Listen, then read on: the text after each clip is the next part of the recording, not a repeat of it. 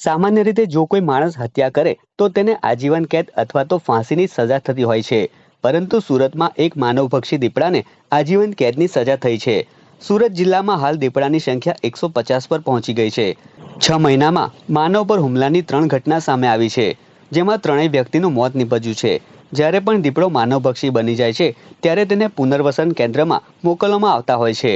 અત્યાર સુધી સુરત જિલ્લાના આવા દીપડાઓને વડોદરાના પુનર્વસન કેન્દ્રમાં મોકલવામાં આવતા હતા, ત્યારે પ્રથમવાર દક્ષિણ ગુજરાતમાં સુરત જિલ્લાના જંખવા ખાતે હિંસક પ્રાણીઓ માટે પુનર્વસન કેન્દ્રની શરૂઆત કરવામાં આવી છે અને આ પુનર્વસન કેન્દ્રમાં હાલમાં જ માંડવીમાં પકડાયેલો દીપડો પ્રથમ કેદી બન્યો છે। ત્યારે હવે પછીની આખી જિંદગી આ દીપડો પુનર્વસન કેન્દ્રમાં વિતાવશે।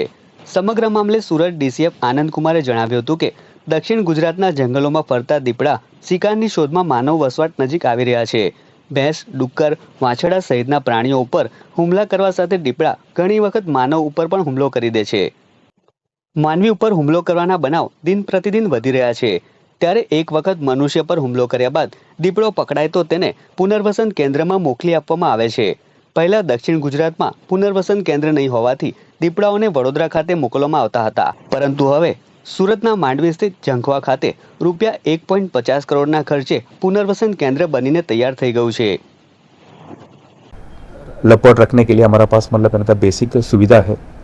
जनरली ये ऐसा सेंटर बनाने के लिए मतलब इनका दो पर्पस, ये पहले पर्पस है कोई लेपर्ड मतलब हैबिचुअली मतलब ह्यूमन के ऊपर अटैक किया, ऐसा लेपर्ड का हम ट्रैप करके हम ये रिहेबिलिटेशन सेंटर में रखने वाले। दूसरी एक मतलब इनका मेन पर्पस है ये कोई भी लेपर्ड मतलब इनका इंजरी हो गया, इनका एक बेसिक ट्रीटमेंट करने के लिए मतलब इनका ये एक सेंटर वो हम रखने वाले। जनरली मतलब इनका वो 10 लेपर्ड रखने का एक बेसिक फैसिलिटी है। इसके साथ एक हमारे पास एक इंटरप्रिटेशन सेंटर भी है। ये कोई लेपर्ड का इकोलॉजी के बारे में और लेपर्ड का मतलब इनका इकोलॉजिकल रोल के बारे में हम एक अवेयरनेस देने के लिए मतलब एक इसके अंदर एक इंटरप्रिटेशन सेंटर है। साथ में मतलब इनका बेसिक फैसिलिटी है, मतलब इनका एक नेचुरली हम हैबिटेट बोलते हैं उधर, इनका बेसिक फूड, वाटर और मतलब इनका एक ये सेंटर एक जंगल के अंदर ये एक मतलब इनका वो नेचुरली एक वातावरण ये सेंटर में दे देंगे। ये इसके नाम बोलते हैं मतलब एक रिहेबिलिटेशन सेंटर।